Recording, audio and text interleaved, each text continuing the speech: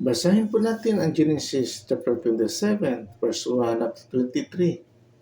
At nangyari ng matanda na si Isaac at malabo na ang kanyang mga mata, na ano pa't hindi na siya makakita, ay tinawag si Isa na kanyang anak na panganay. At sinabi sa kanya, "Anak ko," at kanyang sinabi, "Narito ako." At sinabi niya, "Narito, ako'y matanda at hindi ko nalalaman ang karawan ng aking kamatayan. Ngayon nga'y kunin mo, ipinamamanhi ko sa iyo ang iyong almas, ang iyong lalagyan ng pana, at ang iyong busog, at lumabas ka sa parang, at ihuli mo ako ng usa. At igawa mo ako ng masarap na pagkain na aking ibig, at dalhin mo rito sa akin upang ako'y kumain, upang ikaw ay basbasan ko bago ako mamatay."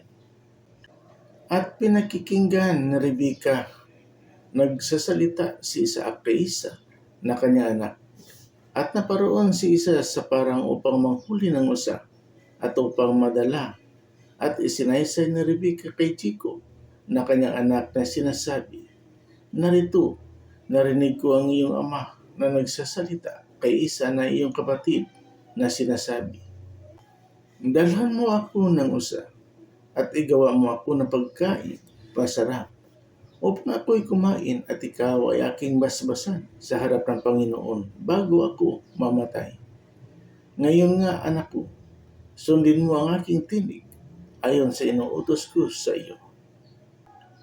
Pumaroon ka ngayon sa kawan at dalhin mo rito sa akin ang 2 mabuting anak ng kambing at gagawin kong masarap na pagkain sa iyong ama ayon sa kanyang ibig, at dadalhin mo sa iyong ama upang kumain. Ano pa't ikaw ay kanyang basbasan bago siya mamatay." At sinabi ni Jacob kay Rebecca na kanyang ina, "Narito, si Isa na aking kapatid ay taong mabalahibo at ako'y taong makinis. Marahil ay hihipuin ako ng aking ama at aariin niya akong parang nagdaraya sa kanya. At ang aking mahihita ay sumpa at hindi basbas."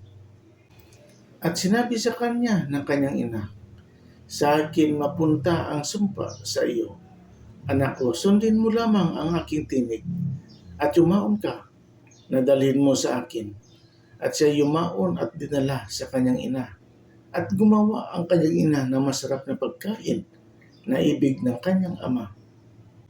At kinuha ni Rebecca ang mainam na damit ni Isa na kanyang anak na panganay na nasa kanya sa bahay, at isinuot kay Jacob na kanyang bunsong anak, at ang mga balat ng mga anak ng kambing ay ibinalot sa kanyang mga kamay at sa kinis ng kanyang liig. At kanyang ibinigay ang pagkaing masarap at ang tinapay na kanyang inihanda sa kamay ni Jacob na kanyang anak. At siya lumapit sa kanyang ama at nagsabi, "Ama ko." At sinabi niya, "Narito ako. Sino ka, anak ko?" At sinabi ni Jacob sa kanyang ama, "Ako'y si Isa na iyong panganay. Ginawa ko ang ayon sa sinabi mo sa akin. Bumangon ka, ipinamamanhi ko sa iyo. Maupo ka at kumain ka ng aking usa, upang basbasan ako ng iyong kaluluwa." At sinabi ni Isaac sa kanyang anak, "Ano't kay dali mong nakasumpong, anak ko?" At sinabi niya, "Sapagkat binigyan ako ng mabuting kapalaran ng Panginoong mong Diyos." At sinabi ni Isaac kay Jacob, "Lumapit ka rito, ipinamamanhi ko sa iyo upang hipuin kita, anak ko, kung tunay na ikaw ang aking anak na si Isa o hindi." At lumapit si Jacob kay Isaac na kanyang ama, at hinipo siya at sinabi, "Ang tinig ay tinig ni Jacob, ngunit ang mga kamay ay mga kamay ni Isa."